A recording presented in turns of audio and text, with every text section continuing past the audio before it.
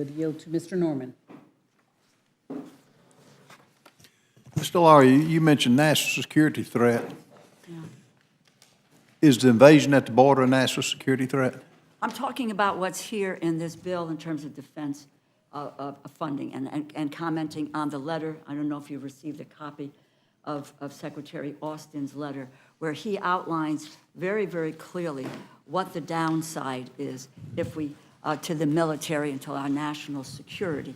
No, is our national security under attack by the invasion at the border, yes or no? Well, I don't know. I don't understand what your question is in relation to. Are you talking about? You said this was a national security threat if we didn't pass. This CR. Let me just, I'll let you finish. Can I just ask the question? Sure, go ahead. Go right ahead. I just caught the tail end of you saying this, not funding The Defense Department. Defense Department through, I guess you're wanting through the end of this year. Yeah.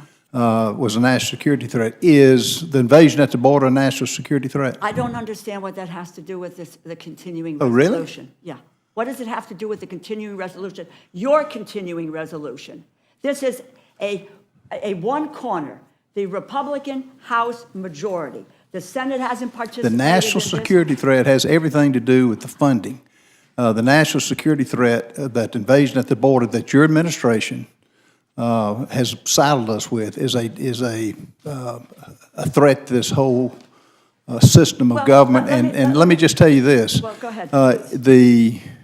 The fact that we are putting the SAVE Act with this to verify whether you're a citizen or not, I think has a lot to do with the integrity of this country and our voting system. Well, I would just say to you that if you're very, very concerned about the border security issue, then you would have been able to pass the bipartisan bill that came out of the United States Senate. That's not true. That's not true. The Border Patrol. You were Border 15. It was Security- 15,000 per day. That was a farce, just to get. And you know I'm that. focused on this continuing resolution. I get that. And the lack of, where the Defense Department has told us that the shortfall and the inconsistency for them over the next 6 months have real problems in terms of our national security. The inconsistency of particularly Lloyd Austin.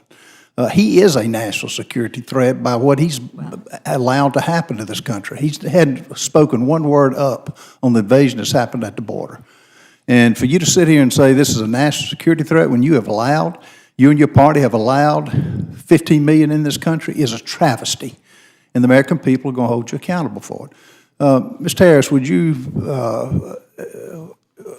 give me your take on our national security threat and what's happened the last 4.5 years under this administration? Well, I mean, clearly the southern border is a national security threat. We know it on a daily basis. We see it on our TVs. The American people see it on their TVs. That's why the American people actually strongly support the SAVE Act. They think it's just common sense that you actually should put in place.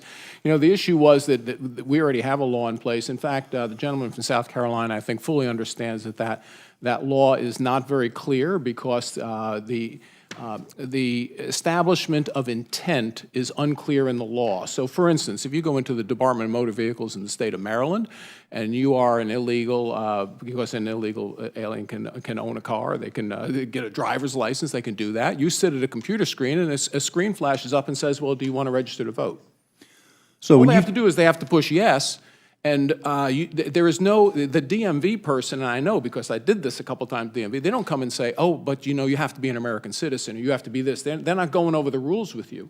So in fact, the way it's established, the way some states have established voter registration, allows the illegal alien to register to vote, perhaps without intending to do it, to break the law. The SAVE Act fills in the loophole. Again, it's a belts and suspenders approach. The American people expect it because the reports of people voting illegally. Is it accountability? Yeah, look, the fact of the matter is that there are states who push back against it because I think, honestly, some states don't mind if illegal aliens vote in federal elections. Well, when you check the box, what the SAVE Act does is puts penalties in place for those who bypass it, ignore it, overlook it. And you know, we got 15 million here that my good friends on the other aisle don't want any accountability for. They just want you to say there is no problem. I think it's constitutional, isn't it, that you have to be an American citizen to vote?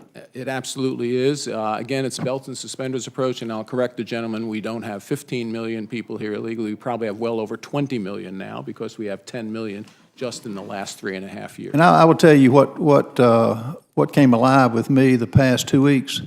You realize there are over 320,000 children, unaccompanied minors, that are into God knows what.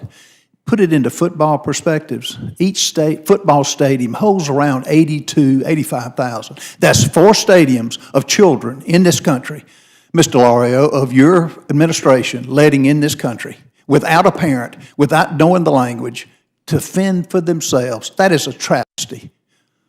I yield back.